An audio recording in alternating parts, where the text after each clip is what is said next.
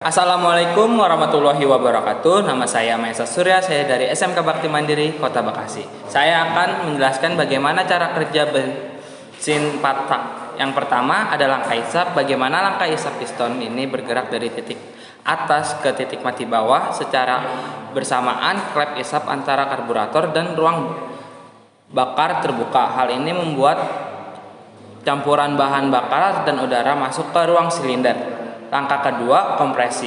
Di sini piston bergerak naik dari titik mati bawah ke titik mati atas. Hal ini mengakibatkan klep isap dan klep buang tertutup. Piston yang naik akan memamkan campuran bahan bakar dan udara di ruang silinder hingga suhu udara menjadi tinggi. Yang ketiga, langkah kerja atau pembakaran. Akibat kompresi bahan bakar dan udara dalam tekanan dan suhu tinggi, busi akan menyala dan memercikkan bunga api yang membakar campuran bahan bakar dan udara yang sudah panas. Terjadi ledakan tenaga yang membuat piston dari titik mati atas menuju titik mati bawah. Akibat gerak piston yang menuju ke bawah menyebabkan kruk as berputar dan menghasilkan tenaga. Yang keempat, langkah buang. Setelah terjadi pembakaran, tentu saja gas sisa pembakaran harus dibuang. Pada langkah ini piston kembali bergerak dari titik mati bawah ke titik mati atas, yang secara bersamaan terjadi pembukaan pada klep buang. Gas sisa pembakaran akan keluar dari klep buang dan diteruskan melalui knalpot.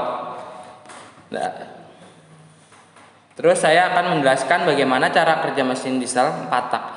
Yang langkah pertama ada langkah hisap juga. Langkah hisap adalah proses masuknya udara ke dalam ruang silinder. Pemasukan udara ini terjadi ketika piston bergerak dari TMA sampai ke TMB. Gerakan ini akan memperbesar volume dalam silinder mesin sehingga udara dari luar masuk melewati intake valve. Yang kedua, langkah kompresi.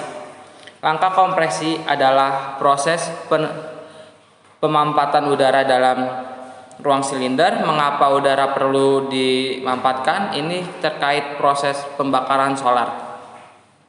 Yang ketiga ada langkah usaha. Langkah usaha atau langkah pembakaran adalah proses terjadi pembakaran di dalam mesin. Pada proses inilah solar dimasukkan melalui indikator dalam ruang bakar. Yang keempat ada langkah buang. Langkah buang adalah proses pengeluaran gas sisa pembakaran dari ruang bakar. Proses terjadi piston kembali naik ke TMA sesuai tertekan daya ekspansi pembakaran.